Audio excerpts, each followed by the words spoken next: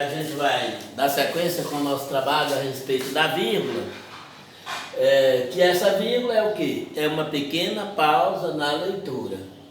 Na aula anterior, nós vimos o uso da vírgula de forma semântica, é onde nós, de acordo com o uso dela vírgula, nós fazemos com que mude o sentido do enunciado sem seguir regras. Agora aqui nós vamos ver a vírgula seguindo regras gramaticais. Isso? O uso semântico simplesmente mudaria o sentido você fazendo o deslocamento da vírgula sem seguir regras. Agora aqui nós vamos seguir regras, que nós vamos chamar isso aqui de uso obrigatório. Nós vamos trabalhar com o uso obrigatório da vírgula.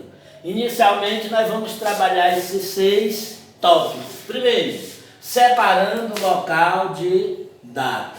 Segundo, nas citações. Terceiro, separando termos explicativos. Depois, separando os apostos. Depois vamos para o vocativo e ainda as orações intercaladas. Observe só que em alguns casos nós já vimos, por exemplo, o vocativo aposto, né? Lá no que diz respeito à morfologia, né? O valor isolado. Aliás, na morfologia não, na análise sintática, não é isso? Que não é o valor isolado, é o valor da frase ou do conjunto de palavras de acordo com a posição ocupada. Aqui nós vamos trabalhar o uso da vírgula usando as regras gramaticais, diferentemente da aula anterior, né? Que nós vimos o valor da vírgula ou o valor do enunciado de acordo com o deslocamento dela vírgula. Aqui não. Vai ser obrigatório o uso dessa vírgula. Por exemplo, separando local de data. Nas cartas, por exemplo, nas cartas a gente começa no cabeçalho. Cabeçalho é quando diz união, querido amigo, querido tio, querido parente qualquer, um abraço. Aqui dali a gente chama de cabeçalho. Dentro do cabeçalho da carta, nós temos o local e a data. Então, esse local tem que ser separado da data através da vírgula. Como, por exemplo, se eu fizer assim, união. União é o quê? É o local. Aí eu boto 20 de julho de 2020, ou qualquer ano, ou qualquer data, ou qualquer cidade. Então vejam só, união é o local. Se você quiser botar o estado, você bota união, entre parênteses, ou depois da vírgula, ou entre vírgula, Piauí. Mas aqui está normal, união é o local. 20 de julho de 2020 é a data. Então, essa vírgula tem que existir separando de forma obrigatória o local da data. É muito simples. É isso? Quer seja nos cabeçalhos de carta, nos cabeçalhos das provas que nós vamos fazer. Sempre os colégios, professores, fazem provas e colocam lá em cima o cabeçalho, né? Então, no cabeçalho tem o local e a data. Esse local tem que ser separado por vírgula da data. Aqui nós temos o quê? União, que é o local. E nós temos 20 de julho de 2020, que nós vamos chamar de data. Aqui nós temos o dia, nós temos o mês e nós temos o ano. Então, tudo isso chama-se data. E o local é justamente de onde você está produzindo aquela carta, aquele texto ou aquele enunciado qualquer, ok? Separando local de data é o primeiro caso do uso obrigatório da vírgula. Segundo, nas citações.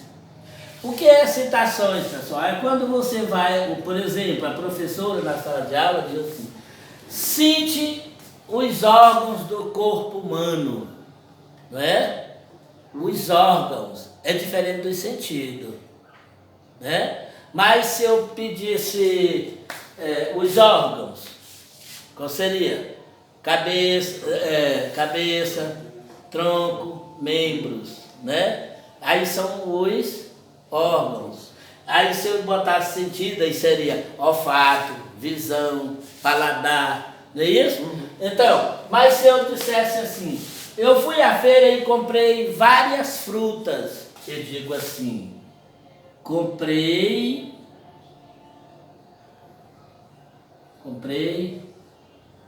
frutas. Aí eu boto 2 pontos. Por quê? Porque eu vou fazer a citação das frutas que eu comprei.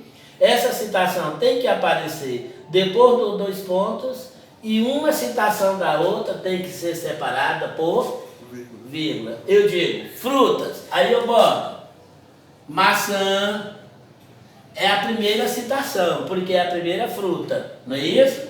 É a primeira fruta. Maçã, vírgula. Banana,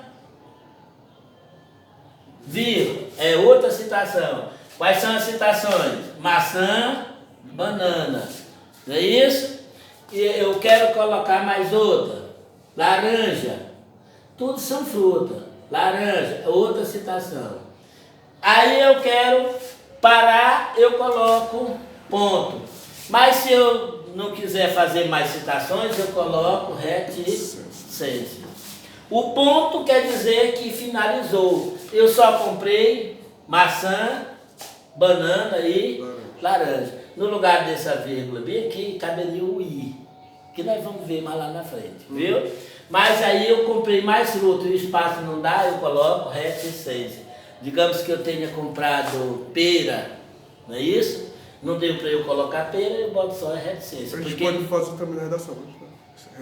Também pode deixar o espaço. Não é bom você colocar nas suas produções de texto reticência, porque reticência é a supressão de pensamento. É aquilo que você quer dizer, fica no pensamento e não coloca de forma explícita no papel. Não é bom, não é legal se colocar nos seus textos. Você tem que colocar o seu pensamento pleno, completo, ok? Não coloque reticência, que não é bom. Então, aqui eu fiz a citação. Quais são as frutas? Citei as frutas: maçã, banana, laranja e outras. Ah, mas eu não queria colocar reticência, eu podia botar e outras. Não é bom colocar etc. Etc. Não coloque. Nem aqui, que não fica bom, e nem na sua redação. Redação, você não pode usar o termo etc. Você pode colocar e outras. Por exemplo, o etc é substituído pela expressão e outras. Você diz, comprei frutas, maçã, banana, laranja e outras. Pronto. E demais frutas, e demais. Então fica uma coisa bem compreendida, ok? Vamos para o segundo e terceiro exemplo. Separando termos explicativos. Esses termos explicativos são quem? Isto é, ou seja, por exemplo, quer dizer, digo, explico e outros. Vejam só que eu coloquei a reticência. Tem outros termos, porque o espaço não deu. Eu posso pegar aqui e dizer o seguinte. O que é o termo explicativo? É aquele termozinho que prepara a explicação de algo anterior em relação a algo posterior. Por exemplo, se eu disser assim,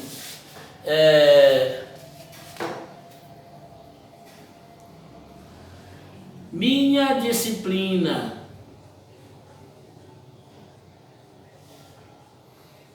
certo? a respeito da disciplina. Eu digo, minha disciplina.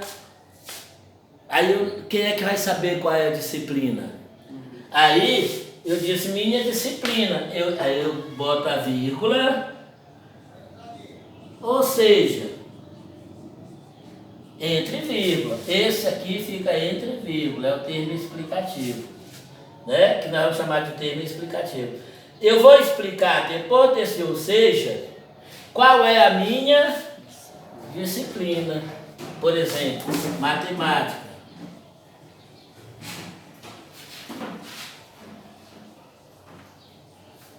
É legal. Então vejam só que eu estou explicando quem é a minha disciplina. Minha disciplina é quem? Matemática. Esse termo aqui, ou seja, é só uma introdução para que eu explique qual é a minha disciplina. Eu digo, minha disciplina, ou seja, matemática, é legal. Eu digo, minha disciplina quer dizer matemática, é legal. Minha disciplina, digo, matemática é legal.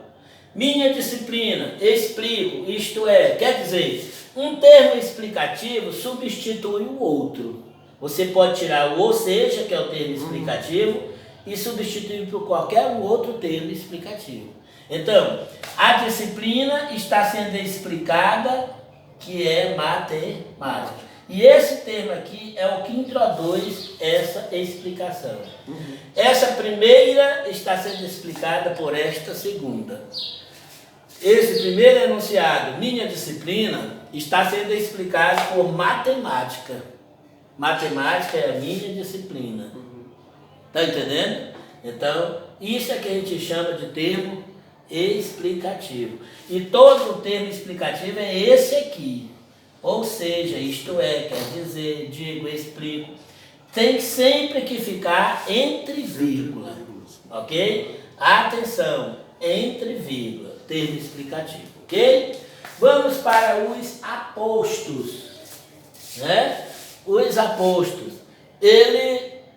O aposto também, ele explica. Esse aposto, ele explica.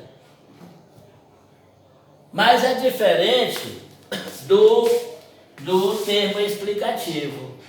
Ok? O termo explicativo, ele prepara, introduz uma explicação. E o aposto, ele explica sem verbo.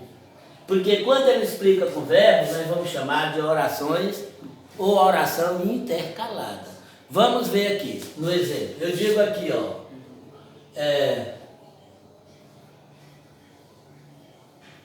O meu carro. Um Fiat. Diz que Fiat não é carro, né? Pelo menos. É novo.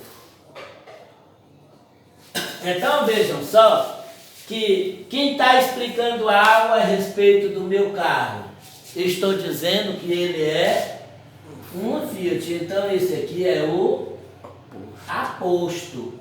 Eu posso dizer simplesmente sem o aposto, dizer o meu carro é novo.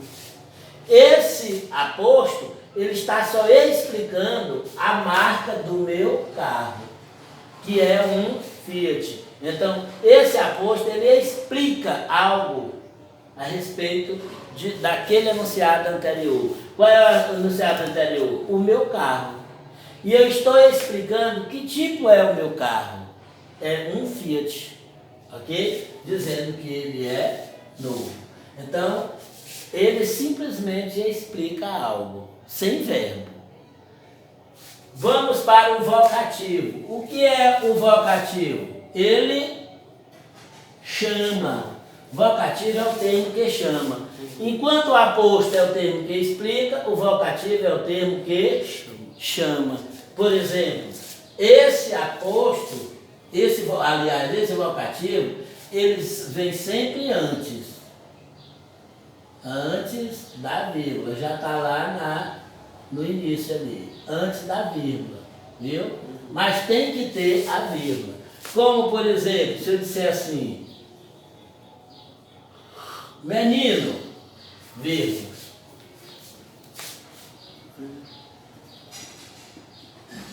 Venha cá. Então vejam só, quem é que chama? É a palavra menino. Eu estou chamando alguém.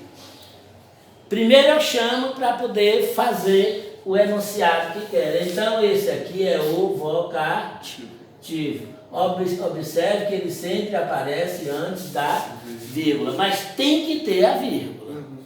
Ok? Tem que ter a vírgula. Menino, aí eu estou dando aula, o aluno não está prestando atenção, eu digo, ei José! Então, quando eu chamei, ele é o vocativo. Lógico que eu vou dizer, ei José, cala a boca. Não, eu digo, ei José. Quando eu parei, eu fiz uma pequena pausa. E essa pequena pausa nós vamos colocar a vírgula. Ok? A vírgula é justamente a pequena pausa. E quando eu disse, menino, eu chamei a atenção, depois eu disse o que eu queria para esse menino, para esse ser ou para qualquer pessoa. Ok? Então, o termo que chama, nós vamos chamar de vocativo. E ele sempre aparece antes da vírgula. Vamos ao outro caso. Orações intercaladas. Inter quer dizer, vai estar dentro de um enunciado, mas ele pode estar de uma forma considerada ou não. Intercalada, quer dizer, inter está no interior, está dentro, mas está calada porque ele não vai fazer falta. Viu? Eu dizia assim, por exemplo,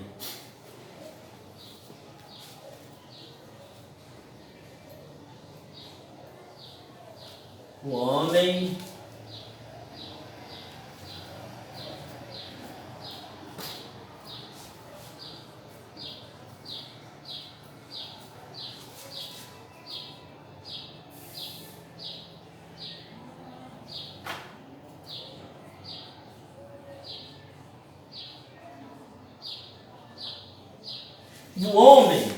já dizia meu avô, tem que ser fiel.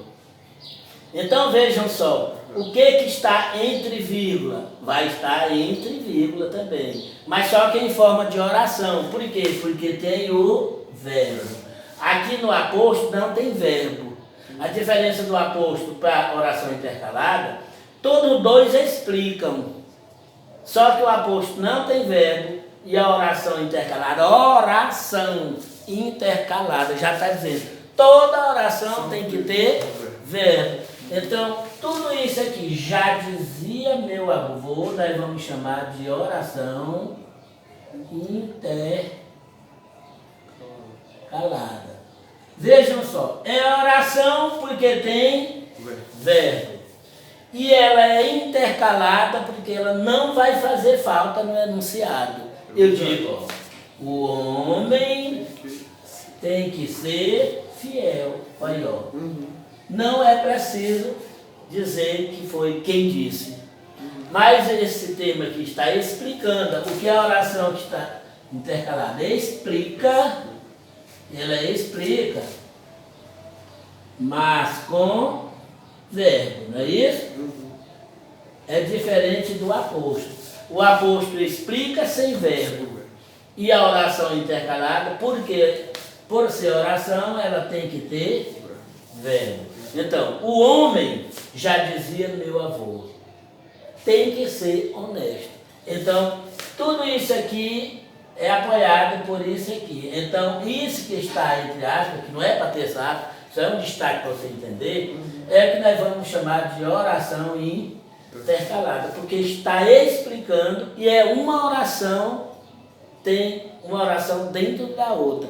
Uma oração explicando a outra. Não é isso? Se eu disser assim,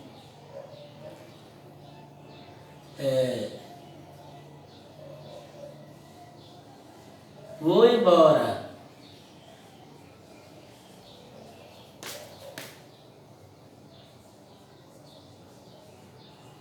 Falou o professor.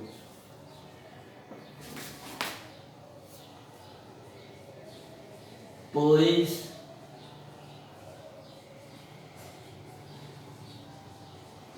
estou cansado.